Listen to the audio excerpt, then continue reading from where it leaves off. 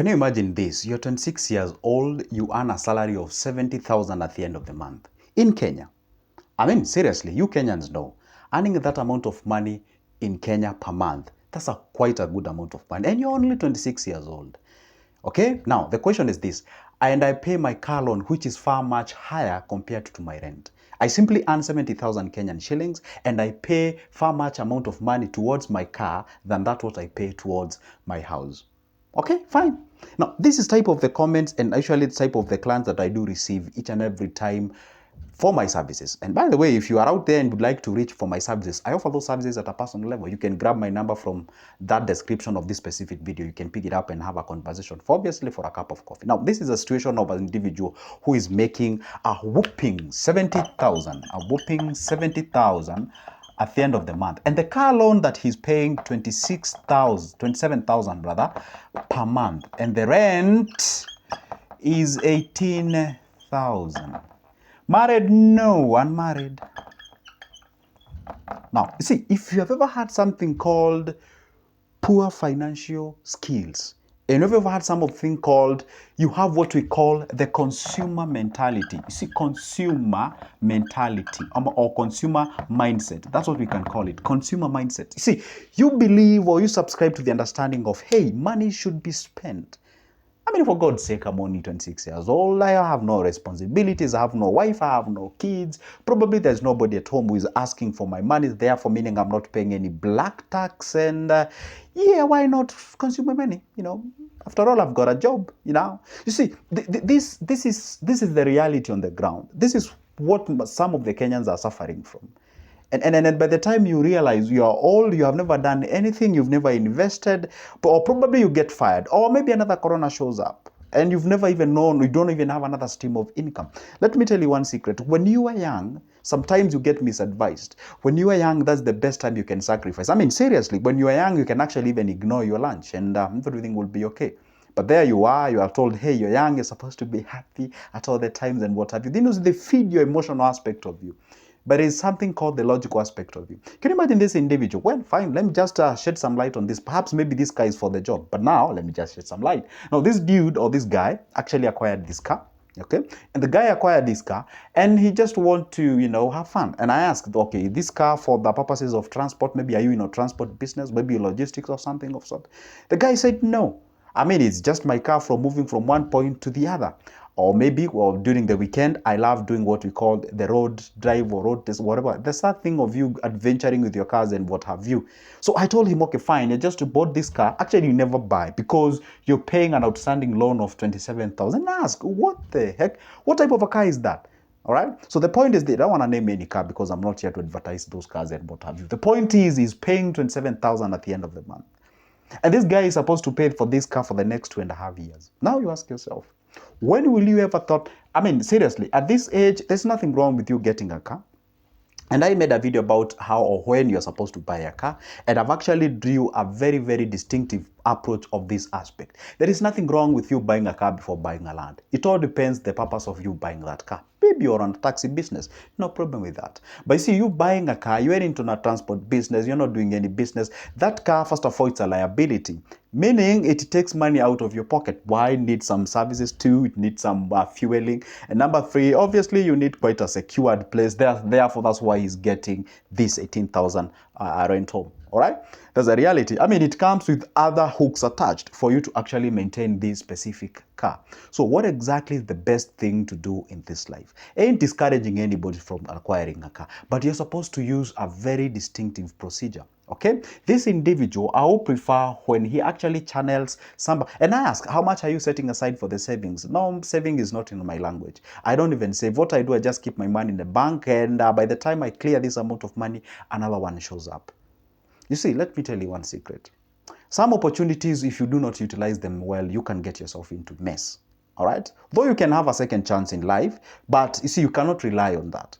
The thing is this, if you subject yourself into this amount of money, or if you get this amount of money at the end of the month, whichever the amount of money, maybe 50, 60, 70, 100, whatever the amount of money that you're getting out there, before you acquire any item, just know things. They are either divided, it's either an asset, Two, it's either liability. So it's always good to ask yourself, whatever I'm acquiring, is it getting money into my pocket or getting money out of the pocket? Because at this particular individual, and the good thing is that he made a call, he realized, hey, there's something wrong with me. Okay, you become enlightened and you ask yourself, fine, I'm 26 years old. Probably in some few years' time, I'm not gonna think about marrying. Maybe let's say in 4 years' time at 30, because I recommend men marrying at 30. Anyway, that's my point. Anyway, the point is this. Now, if you can be able to actually channel some of your money towards acquiring a property, sometimes you can channel your money towards investments. You can channel your money towards some things like, buying some shares, what have you, money market fund. You can actually go ahead. If you do have time, you can start conventional businesses out there. You can actually,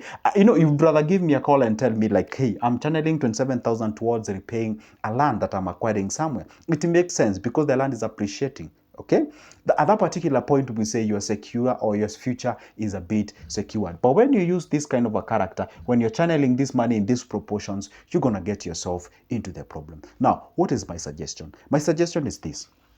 Very simple. Immediately or before you even get your money, it's always good to have a budget ready with you. And that budget actually tells you you're supposed to, hey, see, you're young. I'm not saying that you're not supposed to have fun.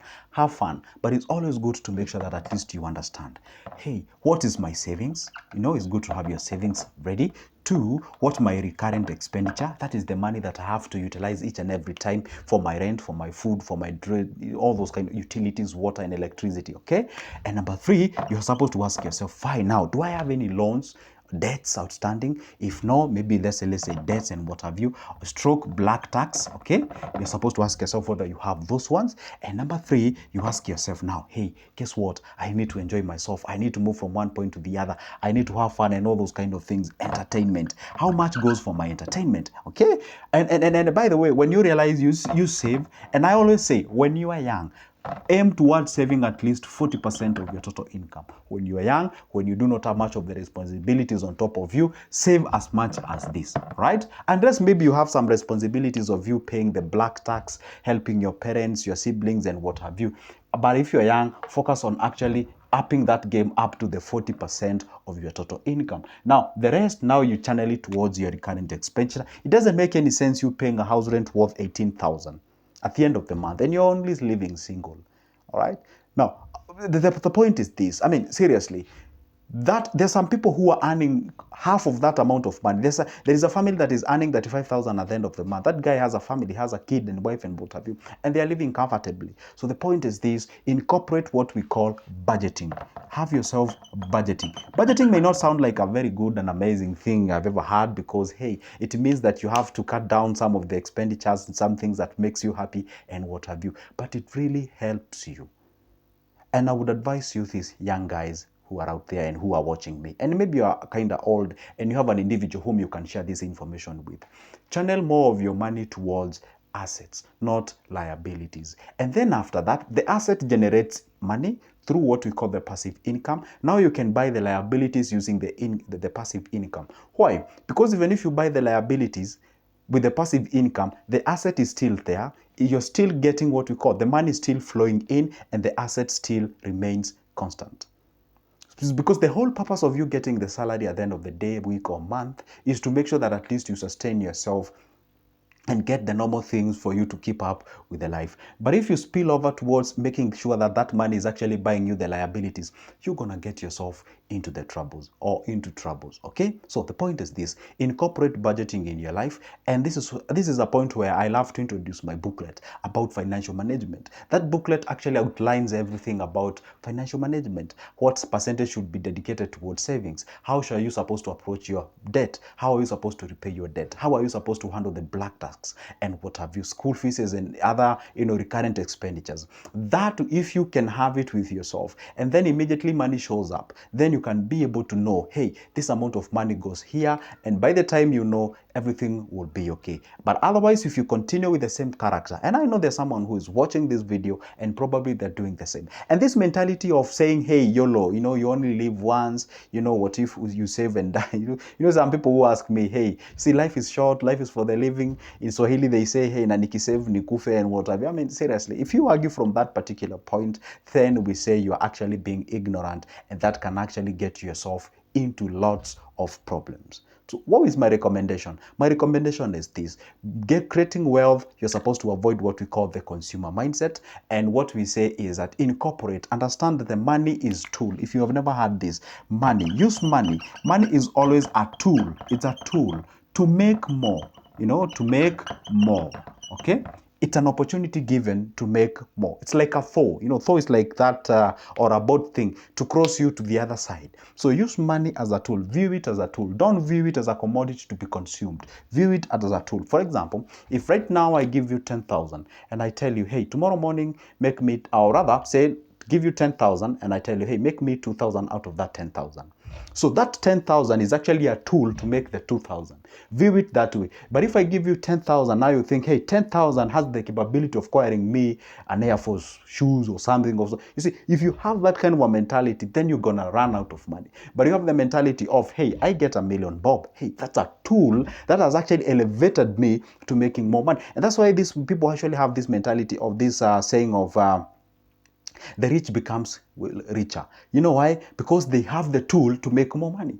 You do not become rich as they do because you do not have the tool to make more money. That's the difference. So view money as a tool to make more of it. And that is the simplest way you can actually go ahead and be able to achieve the financial freedom. But if you consume money from the point of, hey, this is a commodity to be consumed, I have to be happy, and all those kind of things, you're going to get yourself into troubles and problems.